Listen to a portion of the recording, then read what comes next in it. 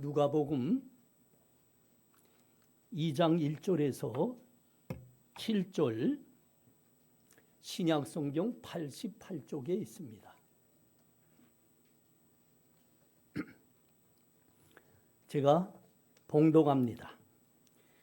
그때에 가이사 아구스도가 영을 내려 초나로 다 호족하라 하였으니 이 호족은 구레뇨가 수리아 총독이 되었을 때에 처음 한 것이라. 모든 사람이 호족하러 각각 고향으로 돌아가매 요셉도 다윗의 집 족속이므로 갈릴리 나사렛 동네에서 유대를 향하여 베들레헴이라 하는 다윗의 동네로 그 약혼한 마리아와 함께 호족하러 올라가니 마리아가 이미 잉태하였더라. 거기 있을 때에 회산할 날이 차서 첫 아들을 낳아 강보에 싸서 구이에 누웠으니 이는 여관에 있을 곳이 없음이로라. 아멘. 40년 동안 사역하셨습니다.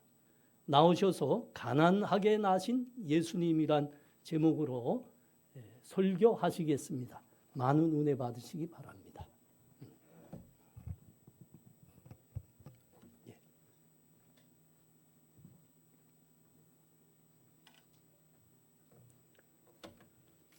이 복되고 거룩한 날 강단에 서서 말씀 전하게 된 것, 우리 본향교회에서 또 여러 성도님들 만난 것 정말 감사하고 또 영광스럽게 생각합니다. 오늘 성탄주일인데 이 자리가 꽉 찼더라면 얼마나 좋았을까 하는 아쉬움이 있어요. 지난 일도 목사님 말씀하셨지만은 믿음 약한 성도들도 두 번은 나온대잖아요. 1년에 크리스마스하고 부활절. 그래서 오늘 더 많이 나올 줄 알았는데 제 소원은 이제 그 기도 제목이 우리 본향교회 이 자리가 꽉 차서 앉을 자리가 없기를 바랍니다. 우리 함께 그렇게 기도하면서 나아가기를 바랍니다. 오늘 성탄주일이기 때문에 누가복음 2장에 예수님의 탄생에 대해서 말씀을 전하려고 합니다. 그런데 예수님은 가난하게 태어나셨다. 그래서 가난하게 나신 예수님, 그런 제목으로 말씀드리려고 합니다. 여러분, 성탄절 하면은 어떤 생각이 듭니까? 먼저 성탄절, 크리스마스 하면은 여러분 무슨 생각하세요? 예? 선물, 성탄 선물. 또요? 산타 할아버지. 그리고요? 성탄 트리. 네, 성탄 트리 장식 많이 하잖아요. 이런 거가 떠오르는데 저는 그 성탄하면은 그 추운 겨울에 그 캐롤송 집집마다 다니면서 그 캐롤 불렀잖아요. 저는 그것이 늘 이렇게 머릿속에 남아 있습니다. 우리 미국에서 온 분들은 그런 거 해 보셨습니까? 없었죠, 그런 거. 여기 목사님 여기 와서 해 보셨어요? 조금 했습니까? 예. 네. 그냥 저는 이제 67년부터 믿었으니까 몇 년 된 거예요? 60년이 넘었나요? 한 60년쯤 이렇게 믿었는데 그 옛날에는 그 아무리 추워도 집집마다 다니면서 캐롤송 불렀거든요. 근데 그런 전통이 점점 이렇게 사라져서 좀 아쉽기는 합니다. 그래서 우리는 아까 말씀드린 대로 산타클로스 선물 그리고 크리스마스 파티 이런 화려하고 또 아주 행복한 좋은 그런 크리스마스를 연상하는데 사실 여러분 첫 번째 크리스마스는 어땠을까 생각해 보세요. 첫 번째 크리스마스, 오리지널 진짜 크리스마스. 캄캄한 밤이었고 아주 가난하고 누추한 곳에서 우리 예수님이 태어나신 거예요. 그래서 성탄절 하면 우리는 가난하게 나신 예수님이 먼저 떠올라야 되는데 그래서 오늘 성경 말씀에 나오는 대로 예수님이 이 땅에 어떻게 오셨을까? 거기 오늘 본문 나오잖아요. 예수님의 탄생은 가이사 아구스도가 영을 내려 천하로 다 호족하라. 그래서 이 예수님을 배에 이제 잉태하고 마리아가 그리고 먼 여행을 해서 베들레헴까지 와서 낳는 것 아닙니까? 그러니까 예수님은 태어나기 전부터 뱃속에서부터 고생과 고난을 갖고 계셨던 분, 그리고 무시무시한 그 로마 황제의 명령으로 만삭이 된 몸으로 멀거먼 여행을 마리아도 해야 되었고 예수님도 또 그 고생스러운 여행을 했다는 것입니다. 저는 이 성경 말씀을 보면서 저희 어머니를 떠올리게 됩니다. 저는 1950년 생입니다. 1950년 무슨 해인지 아세요? 6.25가 일어난 일이에요. 수백만 명이 죽은 그 처참한 전쟁, 그 와중에 제가 태어났거든요.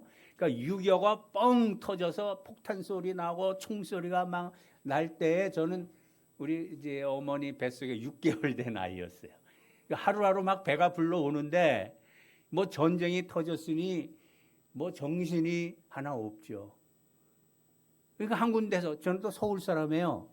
그리고 우리 큰 고모님 댁이 봉일천, 그러니까 그 당시 38선 바로 밑이었어요.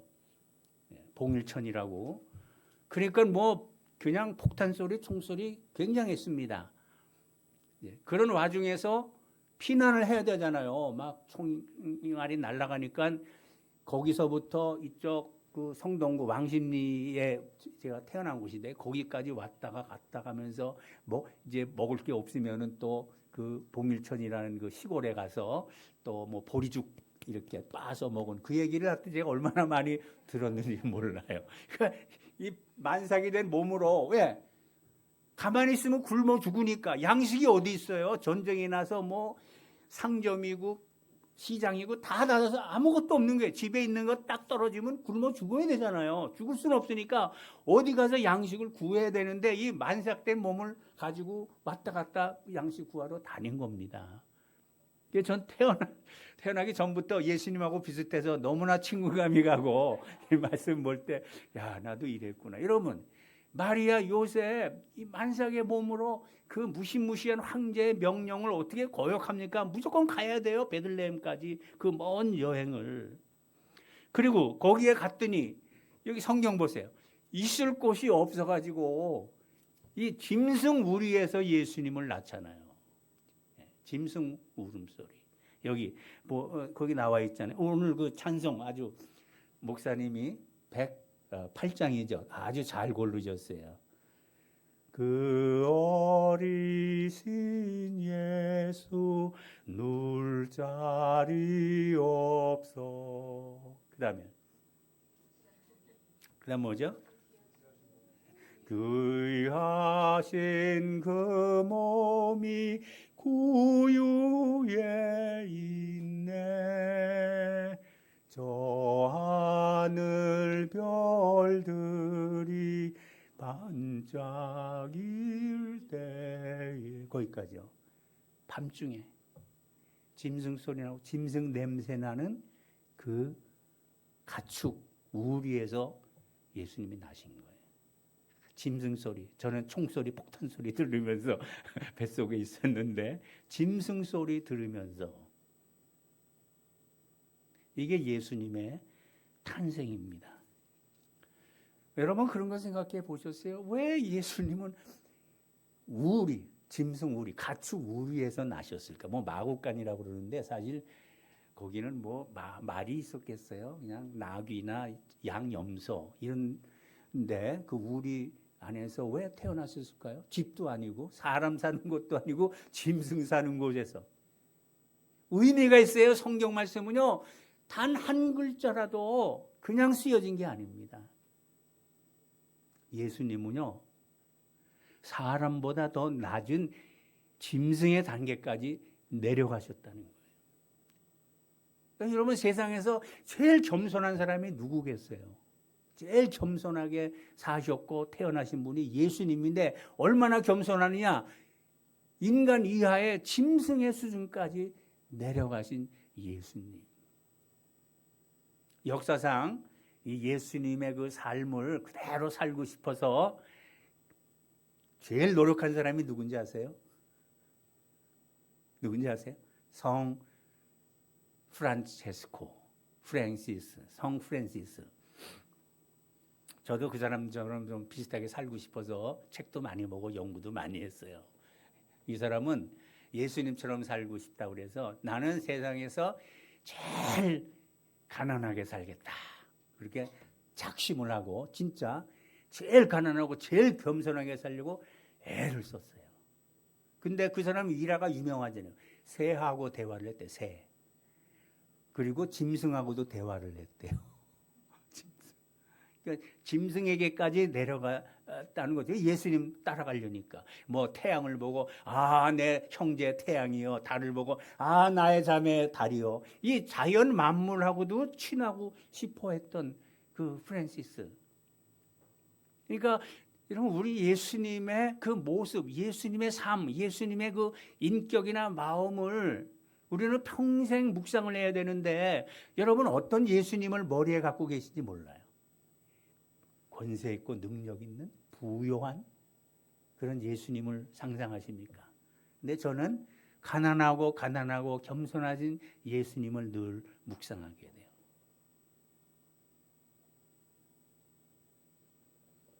근데 왜 예수님은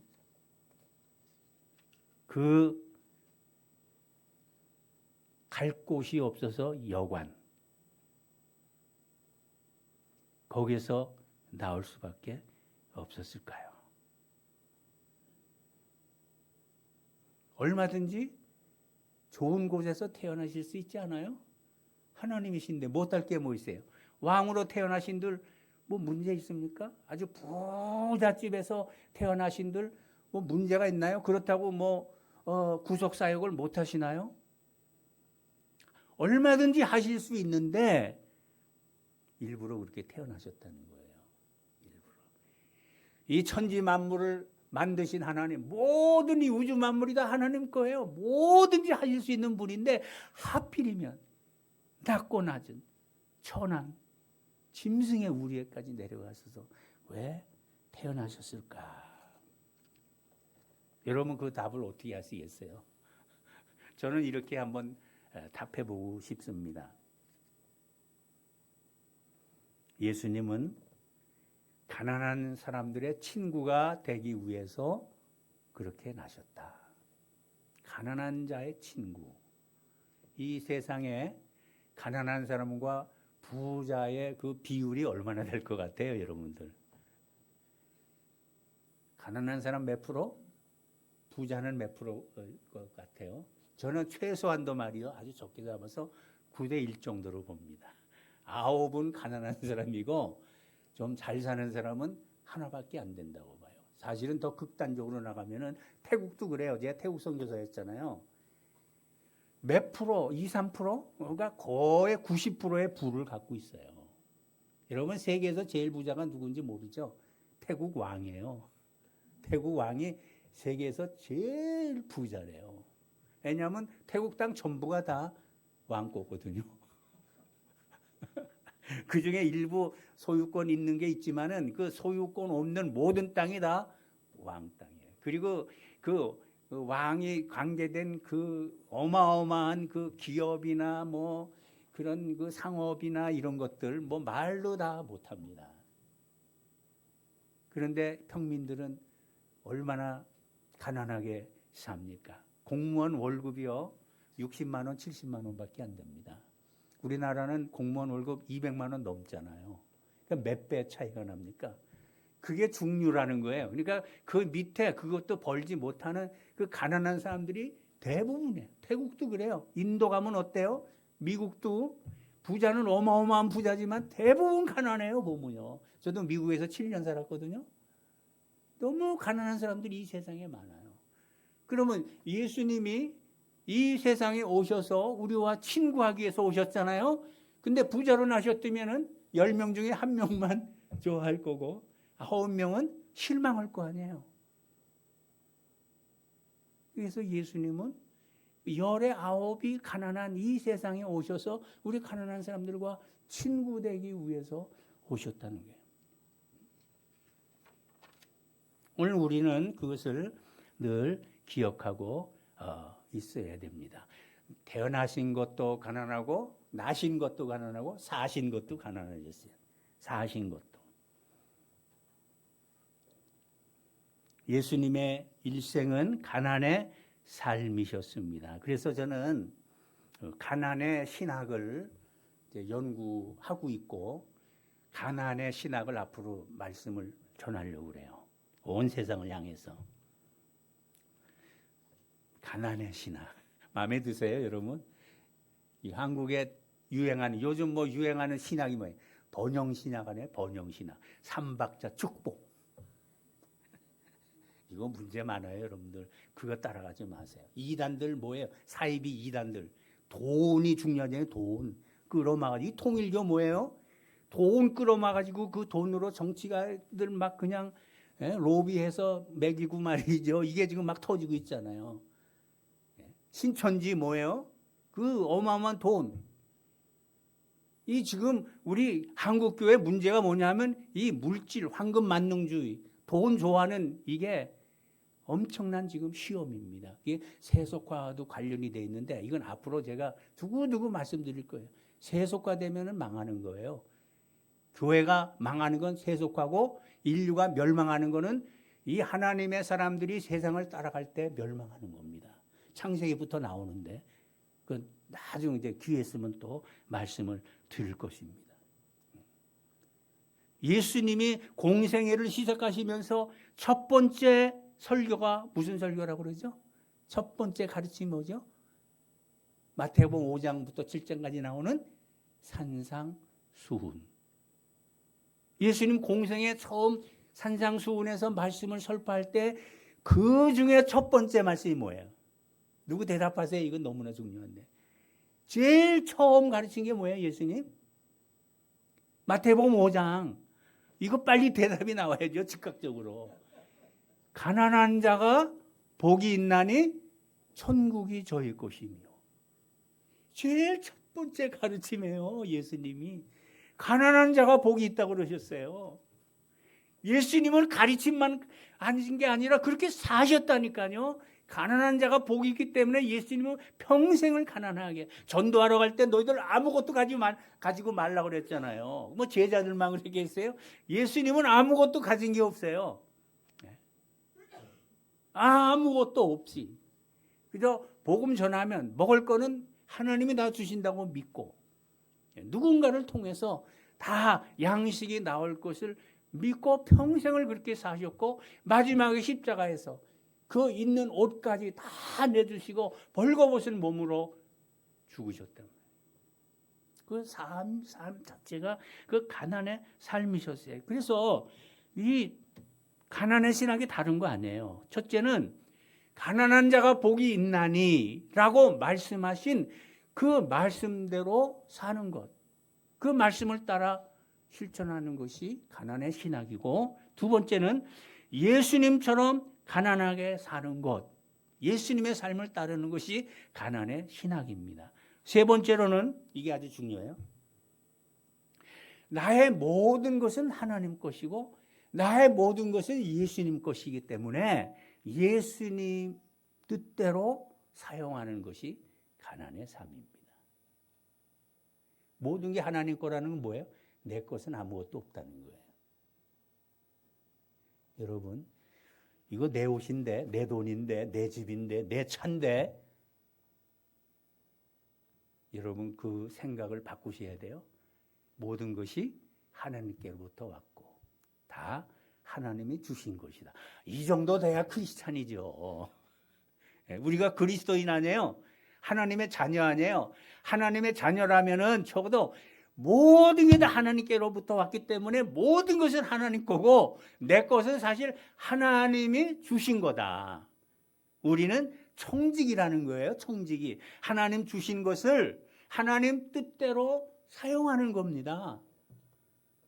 우리 크리스천들은 그런 생각을 가져야 되고 우리 하나님의 자녀는 그런 마음으로 살아야 돼요. 내 모든 것이 하나님 나에게 주셨기 때문에 내 거라고 말할 수도 있지만은 하나님 원하시면은 하나님을 위해서, 하나님의 영광을 위해서, 하나님의 나라를 위해서 언제고 기쁨으로 드리는 그것이 바로 가난의 신학이에요.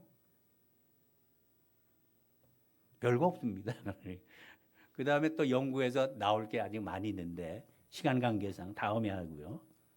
자, 이제 이 정도로 얘기하면 여러분 의문이 생길 거예요. 저도 당연히 그런 질문을 하죠. 가난의 신학을 하면서 그러면 부자는 뭐라는 거야? 부자는 어떻게 하라는 거야? 성경에 해답이 다 있어요. 부자에 대해서 부정적인 것도 없습니다. 부자 되세요. 왜냐하면 성경에 부자 많아요. 아브라함도 부자였고 이삭도 야곱도 요셉 같은 사람은 비록 감옥도 가고 뭐 죽을 똥 말똥 하다가 간신히 살아난 그런 가난의 경험도 있지만 노예는 이건 뭐 가난한 사람보다 더 미치잖아요. 노예까지 거쳤지만 어쨌든 그는 애굽의 총리 대신 최고 권력자가 돼서 모든 것을 가진 어마어마한 부자로 살았잖아요. 요셉은. 다윗은 또 어때? 왕, 엄청난 솔로몬은 좀 문제가 있는 사나이지만은 하여튼 다윗 같은 믿음의 사람도 엄청난 부자. 신약에 와서 아리마대 요셉, 그러죠? 또 누구 있습니까? 자주장사 루디아, 바울의 그 선교를 도왔던 그런 사람, 그 니고데모 같은 사람, 그리고 빌레몬 같은 사람도 상당히 그 부자였던 걸 우리가 알 수 있습니다. 부자 괜찮아요. 할 수 있으면 하시라고요. 할 수 있으면. 근데 부자 되고 싶다고 되는 거예요? 하고 싶다고 됩니까? 어렵잖아요. 어렵지만 하여튼 능력이 있으면 하시라고요. 막지 않습니다. 성경에 그런 사람이 있으니까. 단, 이게 중요해요. 단, 조심하셔야 되는 거예요. 아주 조심하셔야 됩니다. 예수님이 경고하셨잖아요. 부자가 천국 가기가 쉽다, 어렵다? 어렵다. 얼마큼 어려워요? 부자가 천국 가는 게 얼마큼 어렵다고요? 낙타가 바늘 끼로 들어가는 것보다 더 어렵다. 이거 예수님 말씀이에요. 제가 하는 말 아니에요. 아이고 낙타가 바늘구멍 가는 것만큼 어렵다. 요 정도도 괜찮은데 그거보다 더 어렵다. 이거 좀 너무하시지 않았나 그런 생각도 드는데 이게 뭐예요? 과장법이긴 하지만 그런 그 커뮤니케이션에 그런 게 있잖아요. 과장. 왜냐하면 이게 중요하기 때문에. 부자가 천국 가기는 이렇게 어려워요. 근데도 부자 되고 싶어요? 난 천국 관심 없어. 그런 사람은 괜찮겠죠. 그럼 우리 크리스찬은 아니잖아요. 하나님의 자녀인데 당연히 우리는 천국 가야 되는데 근데 부자 되면 어렵다니까요. 이거 아시고 부자 되시라고. 부자 되지 말라는 거 아닙니다. 근데 부자 되면 아주 위험하다는 거예요. 교만해지기 쉽다는 거예요. 잘못되기 쉽다는 거예요. 죄 지을 일이 너무 많다는 거예요. 돈 많아 보세요. 그렇게 유혹이 많잖아요. 돈이 있으니까. 그래서 여러분 기도해야 돼요. 부자 되고 싶은 사람은 기도 많이 해야 되는데 첫째로 뭐라고 기도해야 되냐면은 부자가 되어서 하나님을 잊어버리지 않게 해주세요. 이 기도가 필요합니다. 부자 된 다음에 나는 하나님 잊어버리지 않게 해주세요. 내가 하나님을 잊어버릴지언정 나를 부자 되지 말게 해주세요. 이래야 되잖아요. 전 솔직히 부자 되는 거 원치도 않고 싫어요. 두려워요. 안 되고 싶어요. 더군다나 저 목사잖아요. 목사가 부자 되려는 건 이건 도둑놈이에요. 이거는 저는 절대 있을 수 없다고 봐요. 어떻게 목사가 부자가 될 수 있습니까? 부자 되면 저는 그래서 저는 선교사에서 43년 동안 선교사했거든요. 우리 집사람들이 여기 있어요.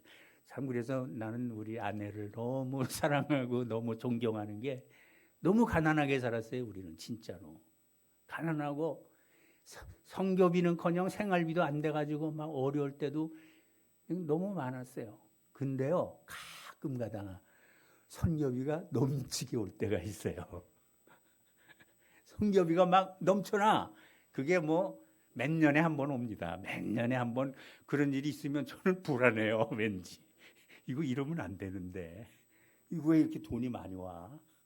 이거 어떡하지? 막 불안할 때가 저는 몇 번 있었어요. 많이는 아니고 몇 번. 대부분은 절절절 매는 삶이었죠. 성교비가 부족해가지고 쓸 거는 많은데 이게 뭐 성교비는 부족해. 그러니까 생활비로 다 써버리는 거예요. 생활비로 다 쓰고 그러니까 마이너스 보통 우리는 2만 불이었어요. 2만 불. 이 연말에 보면은 마이너스 그 2만 불이 뭐냐면 생활비에서 다 쓴 거예요. 우리 집사람 이옥희 선교사가 저기 회계했거든요. 그 장부저고 하면은. 근데 저는 정말 이게 뭐 많아지면 불안해요. 이상해요. 그냥 가난한 게 편안하고 저는 그게 좋더라고요. 근데 가만히 이제 지나고 보니까 예수님의 삶이 그랬던 거예요.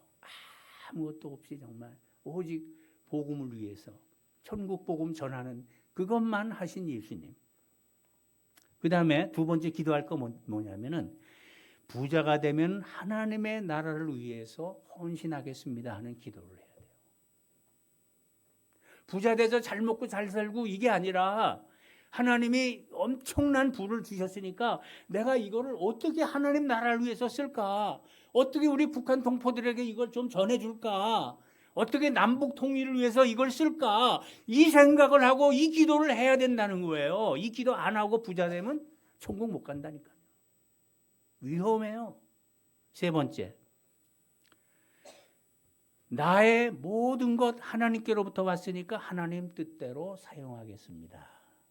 뭐 비슷한 거지만 다 하나님이 주신 거니까 하나님 뜻대로 사용하겠습니다. 이 기도하고 이 서원을 한 다음에 부자 되세요.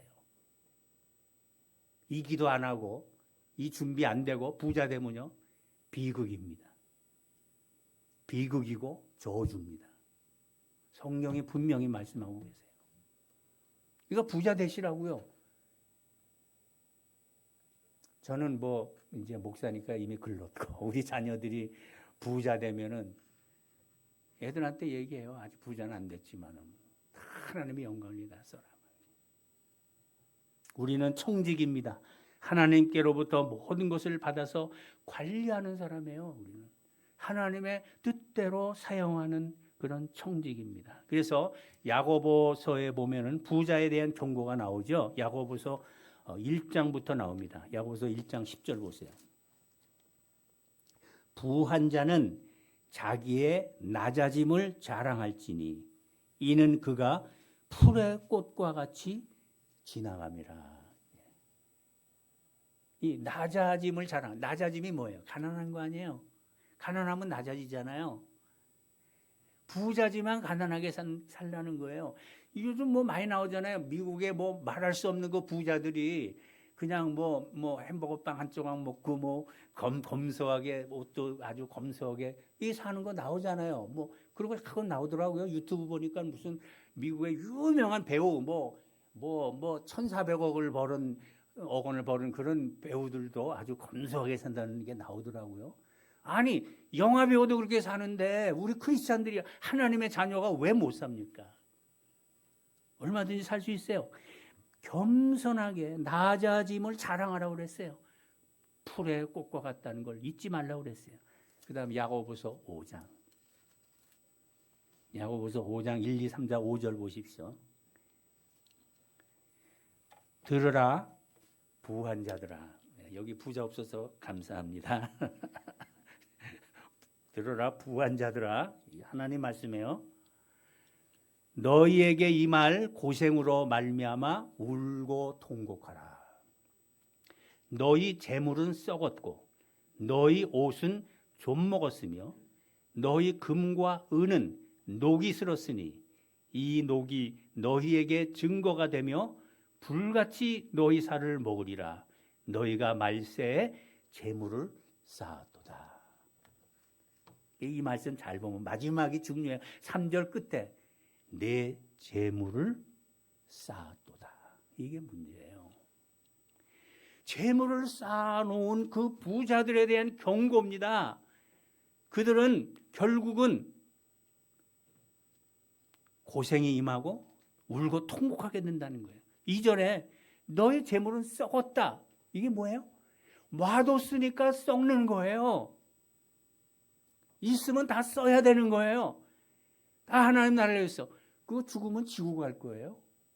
자기 몸도 썩어서 없어지는데 재물 넣고 다 썩을 거잖아요. 근데 이 부자들은 그 생각을 못해. 우리가 볼 땐 참 한심하고 너무나 어리석고 바보 멍청이들인데 그걸 모르더라고.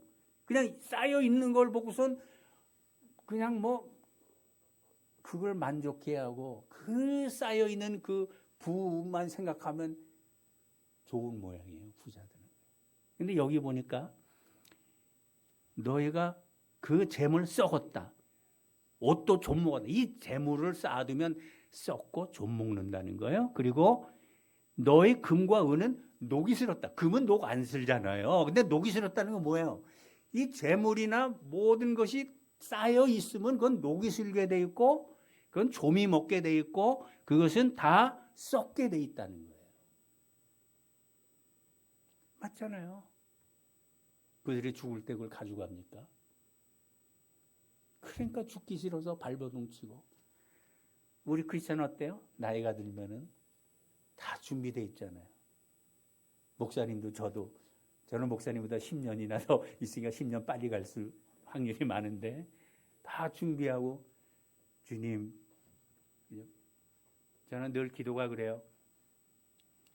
남들 고생 안 시키고 하나님 9988 뭐죠? 9988 8899 234 아세요? 8899 234 아시죠? 목사님 안 가르치셨어요? 9988이구나. 9988. 99세까지 팔팔하게 살다가 2, 3일 좀 아프다가 죽는 게 가장 행복한 사람. 안 가르치셨어요, 목사님? 9988 234. 저는 늘 기도해요, 좀. 벌써 다 준비하고 그냥 기도합니다. 자주 기도해요. 9988 234.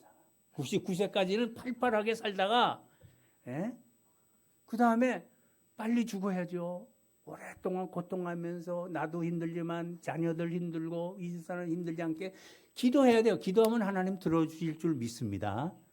여러분 믿으세요? 기도하세요. 기도하고 여기 보면 이 야고보서에서 부자들의 경고가 뭐냐면 쌓아두면 안 돼요. 그거 가져가지 못합니다.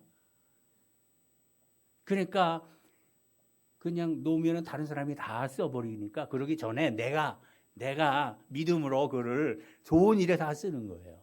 다 쓰고 저는 그래서 뭐 있는 것도 없지만 있는 거 다 털어서 주님 앞에 갈 때는 정말 아무것도 남기지 않고 남은 거 있다면 다 애들한테 헌금하든지 다 좋은 일에 써라. 그렇게 이미 뭐 유언 다 해놨지만은 유언장은 아직 못 썼어요. 게을러 가지고 다 그렇게 해서 정말 깔끔하게 깨끗하게 우리는 가져갈 거 아무것도 없어요. 빈손으로 와서 빈손으로 가는 것 뿐이에요. 그래서 여기 보세요. 5장, 약 5장 5절입니다. 너희가 땅에서 사치하고 방종하여 살육의 날에 너희 마음을 살찌게 하였도다. 이 부자들 뭐냐면 사치예요. 방탕해요. 그래서 하나님이 경고하는 것입니다. 결론을 맺겠습니다.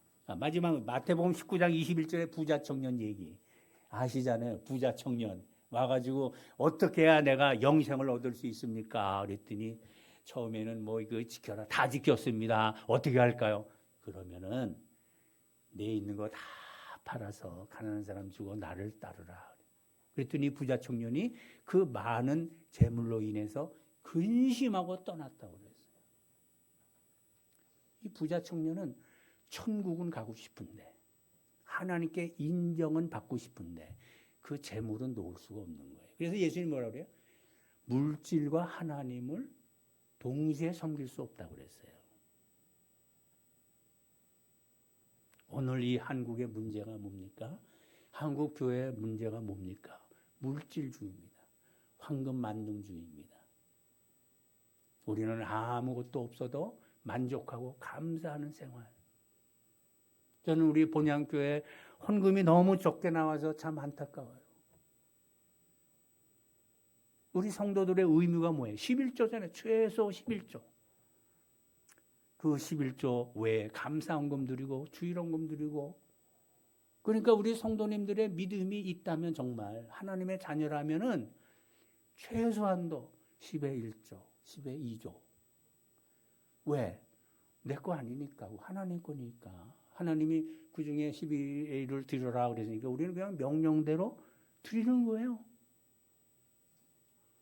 그래서 우리 본향교회가 정말 하나님의 일을 하기 위해서, 우리가 뭐 사치하고 방탕하는 게 아니잖아요. 하나님 앞에 헌금해서 이걸로 정말 우리 북한 우리 형제 자매들에게 양식도 주고, 이 땅에 복음을 듣지 못한 사람들에게 복음을 전하고. 저는 카렌 선교했거든요. 미얀마에서 피난 오는 사람들이에요. 전쟁이 일어나가지고 살 수가 없어서 태국으로 넘어온 사람들이에요. 카렌조 선교를 하는데 아무것도 없잖아요. 여러분은 그래도 오면, 한국에 오면은 시민권이라도 주는데 그 사람들은 시민권도 안 줘요. 불법 체류자예요. 불법자. 일을 해도 조금밖에 못 받고 일도 제대로 없고 너무나 가난한 그런 사람들하고 같이 일하면서 교회 세우고 같이 하나님의 일을 하면서 딱 생각난 게 뭐냐면, 내가 이런 사람들에게도 이렇게 복음을 전하고 일을 하는데 우리 북한 동포들은 내 동족인데, 내 동생도 아마 이북에 있을 텐데, 나중에 얘기할게요. 왜 내 동생이 있는지. 그래서 저는 결심했어요. 내가 은퇴하고 한국에 오면 나는 탈북 청소년들을 위해서 일해야겠다. 내가 카렌족하고도 일했는데 탈북 청소년들, 북한 선교를 위해서. 제가 10몇 년에 서원했어요. 북한이 열리자마자 난 1호로 북한에 들어간다. 북한 선교하러. 근데 벌써 75이 됐으니 이거 어떻게 할지 모르겠어요. 너무 나이 먹어가지고 이거 들어가서 일을 할지. 하여튼 저는 열리면 일을 하고 나는 무조건 1호로 전 뛰어갈 겁니다. 우리가 할 일이 너무 많아요. 이 일을 위해서 우리가 드릴 게 뭐예요? 우리의 시간도 드리고, 죄송합니다, 우리의 마음도 드리고, 우리의 물질도 드리고, 우리의 모든 것이 하나님께로부터 왔으니 기쁨으로 드림으로 이 본향교회를 통해서 하나님의 뜻을 이루는 우리 귀한 성도님들 되시기를 주님의 이름으로 축원합니다. 아멘. 기도하겠습니다. 하나님 참 감사합니다. 오늘 이 부족한 종이 이 거룩한 단에 서서 하나님의 말씀을 전했습니다. 하나님의 능력만이 나타나고, 하나님의 말씀만이 나타나고, 성령의 능력만이 나타나게 해 주옵소서. 인간적인 모든 것은 다 사라지게 하시고, 정말 하나님의 뜻이 무엇인지, 하나님의 마음이 무엇인지 알게 하시고, 우리 예수님의 삶이 어떠한 삶이었는지, 예수님을 따른다는 것은 어떤 의미인지 분명히 알고, 겸손히 주님을 따를 때에 거기에서 오는 무한한 축복, 영적인 축복과 또한 이 땅에 필요한 모든 것도 주실 줄 믿고 담대함으로 나아가는 우리 본향교회 성도님들 다 되게 하여 주옵소서. 예수님의 이름으로 기도드리옵나이다. 아멘.